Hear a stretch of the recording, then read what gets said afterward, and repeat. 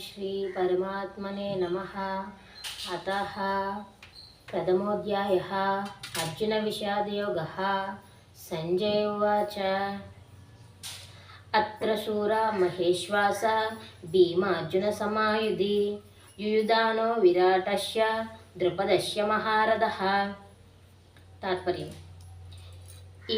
ఈ తాత్పర్యం ఏమిటంటే దుర్యోధనుడు పాండవుల సైన్యాన్ని చూసి చెప్తున్నాడు. ఆ సైన్యంలో ఎవరెవరు ఉన్నారు? భీముడు అర్జునుడు ఉన్నారు, అలాగే విరాటుడు ఉన్నాడు అని చెప్పారంటే పాండవులు అరణ్యవాసం చేస్తున్నప్పుడు విరాటుడు అజ్ఞాతవాసంలో వాళ్ళకి సహాయం చేశారు.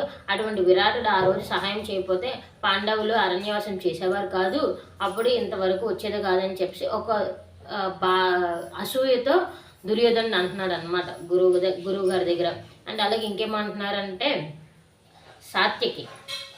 సాత్యకి అనే వ్యక్తి అంటే ఏంటంటే మొత్తం ఈ యుద్ధం జరుగుతున్నప్పుడు కృష్ణుడు ఒక్కరు పాండవుల వైపు ఉంటారనమాట.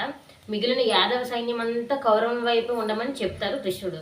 అతని మాటకి విలువిచ్చి అందరూ అటే వెళ్ళిపోతారు. కానీ సాత్యకి మాత్రం కృష్ణుడికి కూడా ఎదురు చెప్తారు. ఎలా అంటే నేనైతే ఆ అధర్మం చెప్పిన కౌరవుల తరపున నేను ఉండను, నేను ఓన్లీ పాండవుల వైపే ఉంటాను, ధర్మం వైపే ఉంటాను కృష్ణ అని చెప్పేసి అంటారనమాట. అయితే దానికి కూడా ఇంత సైన్యం అతని వద్ద ఉంది కదా, ఆయన 11 అక్షముల సైన్యం ఉన్నా సరే ఈ దుర్యోధనుడు ఈ పాండవుల వైపు ఉన్న వాళ్ళందరినీ చూస్తున్నారు. సాత్యకి కృష్ణుడి మాట విలువకంటే వెళ్ళిపోయాడు, సాత్యకి కూడా పాండవుల వైపు. అదేమిటి అది? అలాగే విరాటుడు కూడా అజ్ఞానవాసం చేసినప్పుడు వాళ్ళందరూ పాండవులందరికీ ఇతనే సహాయం చేశాడు.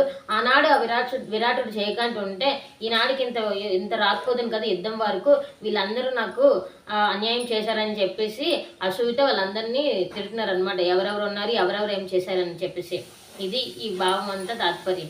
అన్నీ తన దగ్గర ఉన్నాయి, ఆ సైన్యం ఉంది, పాండవుల కన్నా అంతా ఉన్నా సరే ఈ రాజు అనేవాడు తన దగ్గర ఉన్న సైన్యానికి ధైర్యం ఇచ్చుకోవాలి కదా.